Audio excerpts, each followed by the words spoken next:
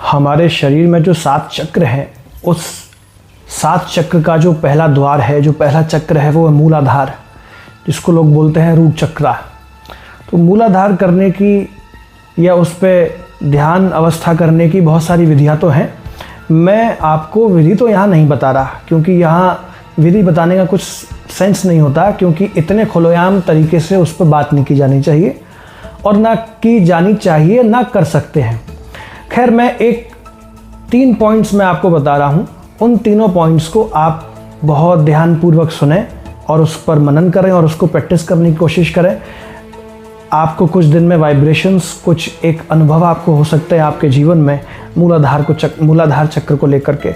बहुत सारे लोग योग मार्ग पर जो आगे बढ़े हैं, ज्ञान मार्ग को साथ लेकर के, तो वो कुंडलिनी राइज या कहें सप्त चक्र भेदन,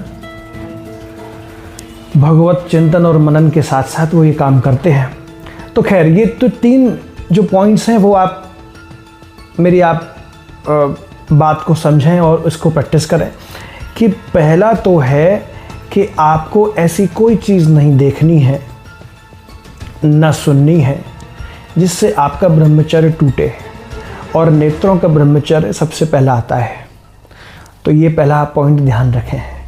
दूसरा पॉइंट है कि आपको आपके मन के साथ साथ जो शारीरिक शुद्धि है उसका बहुत ध्यान रखना है। बहुत सारे लोगों को कॉन्स्टिपेशन की शिकायत रह सकती है जब वो इस तरीके की कोई क्रिया में उतरेंगे, क्योंकि कॉन्स्टिपेशन है क्या? कॉन्स्टिपेशन आपके शरीर की एक अवरुद्धता है। तो जब वो मानसिक तौर पर जब हम उसको जकड़ते हैं तो वो शरीर को जकड़ लेती है कहीं ना कहीं किसी भी पॉइंट पे आकर के। अब वो कॉन्स्टिपेशन जब आपके नसों में हो जाता है तो कार्डियक अरेस्ट आता है, पेट में होता है तो पेट जाम हो जाता है, किसी और नसों में आता है तो नर्वस अटैक हो जाता है। तो एक वहाँ पर आपको थोड़ा ध्यान रखना है। इसके लिए तरल पदार्थों का आप ज़्यादा सेवन करें। और तीसरी चीज़, इसको शुरू करने से पहले आप नाम जप या गुरु मंत्र का जप बिना किसी उसको प्रोजेक्शन किए हुए पहले आप उसको जपें और ये महसूस करें कि वो आपके शरीर के भीतर एक ऊर्जा उत्पन्न कर रहा है। ये 3 पॉइंट पहले आप करो।